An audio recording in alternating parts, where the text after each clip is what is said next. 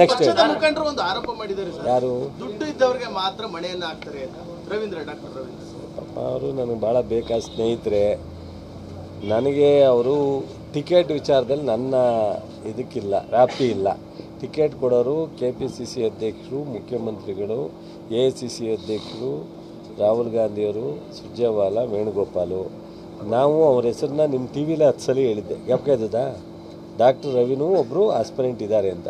ಪಾಪ ಪಕ್ಷದಲ್ಲಿ ಭಾಳ ದಿವಸದಿಂದ ಇದ್ದರು.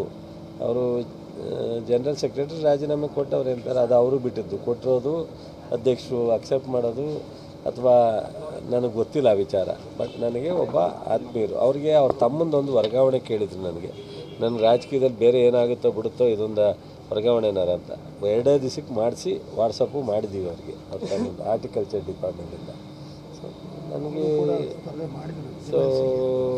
ಹಿಂದೆ ಒಂದು ಸಲ MLCಗೂ ಟಿಕೆಟ್ ತಗೊಂಡು ಸ್ಪರ್ಧೆ ಮಾಡಿದ್ದಾರೆ.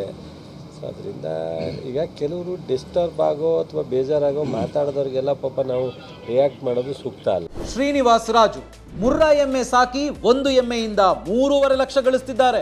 ನೀವು ಕೂಡ ಅವರಿಂದ ಕಲಿಬೇಕಾ? ಅವ್ರ ಜೊತೆ ವಿಡಿಯೋ ಕಾಲ್ನಲ್ಲಿ ಮಾತಾಡಬೇಕಾ? ಈಗಲೇ ಫ್ರೀಡಮ್ ಆ್ಯಪ್ ಡೌನ್ಲೋಡ್ ಮಾಡಿ. ಯಾರೋ ಮಾತಾಡಿದ್ರು ಓಕೆ ಸರ್, ತಮ್ಮ ಸ್ನೇಹಿತರಂತ ತಾವೇ ಹೇಳ್ತಾ ಇದ್ದೀರಾ. ಆಯ್ತು, ಮಾತಾಡಲಿ, ತಪ್ಪೇನು. ಇನ್ನೊಂದು ಹೇಳ್ತಾರೆ ಸರ್, ಕುಮಾರಸ್ವಾಮಿಗಿದ್ದ ಜನಪ್ರಿಯತೆ ಇಲ್ಲ, ಆ ಟೈಪಲ್ಲೇ ಈಗಲೂ ಆಗ್ಬೋದು ಅಂತಕ್ಕಂಥದ್ದು ಹೇಳ್ತಾರೆ. ಆಯಿತು, ಮಾತಾಡಿ, ಒಳ್ಳೇದಾಗಲಿ. ಈಗ ಒಬ್ಬೊಬ್ಬರಿಗೆ ಅವತ್ತಿಗೆ ಅವ್ರ ಮನಸ್ಸಿನ ಮೇಲೆ ಏನೇನು ಪರಿಣಾಮ ಬೀಳುತ್ತೋ ಮಾತಾಡ್ತಿರ್ತಾರೆ. ಅದಕ್ಕೆಲ್ಲ ನಾವು ಟೀಕೆ ಮಾಡ್ತಕ್ಕಂಥ ಸೂಕ್ತ ಅಲ್ಲ.